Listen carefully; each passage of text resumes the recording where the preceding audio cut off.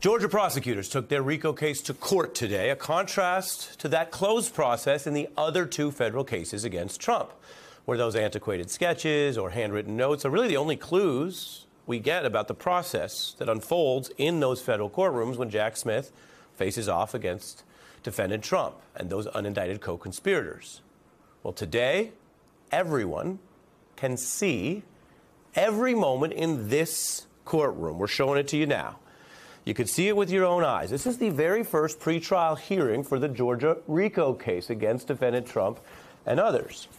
As a matter of history, what you see here, what unfolds minute by minute in its own reality, is the first time people are seeing inside a courtroom where Trump and his co-defendants will stand trial on charges of trying to overthrow the government, to steal an election, to abuse power in order to try to hold on to power illegally, say the prosecutors. We'll put that back up here. I want you to see this process. When you look at this judge, when you look inside this courtroom, this is where these defendants will be judged. At times, what you might see might remind you of any other courtroom in America. People standing and sitting for the judge, the bailiff, keeping order in the corner of the room, the judge going through papers. Sometimes what we might see in there will be at times repetitive or dry, and yet what you are looking at is where these individuals will be judged for their alleged roles in the racketeering conspiracy to stage a coup.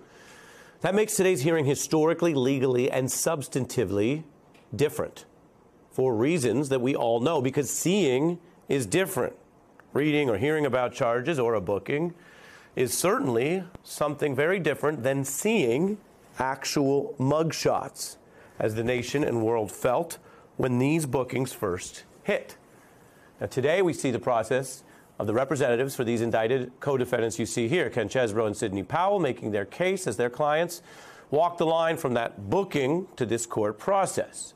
And the co-defendants' lawyers asked why should one of them, Chesebro, have to deal with a jury who's going to sit there for weeks, if not months, listen to all this evidence related to other people. In this case, they mentioned Coffee County, Ms. Powell, arguing he's never been there. He's never met Ms. Powell. Now, I show you that because that is what they're entitled to do. They're making a fairness argument about why the man on the upper left should not be in the RICO case, the RICO trial of the woman on the lower left. But they lost today. The judge denying the motion to sever these cases. That's a win for the DA's prosecutors, who held firm that the law backs putting those two on trial together for their joint alleged RICO acts. They also, the prosecutors, broadened to argue today that trying this case once is better than, quote, the same case 19 times. Judge, we contend that we must prove the entire conspiracy against each and every one charged.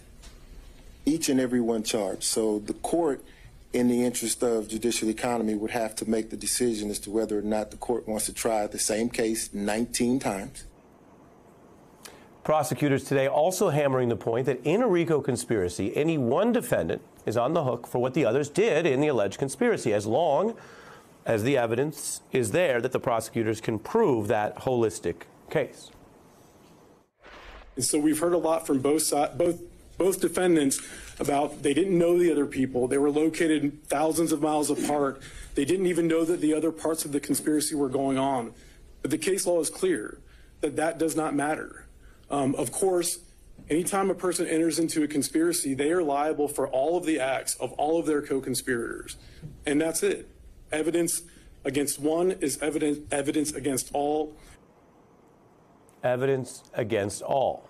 So that's the case they're making. There are also the practical logistics. And what I mentioned here, as we break this down for you, the prosecutors were on offense today. They won that motion I just mentioned, but they also ran into some skepticism from the judge over the DA's plan for this fast, sweeping trial.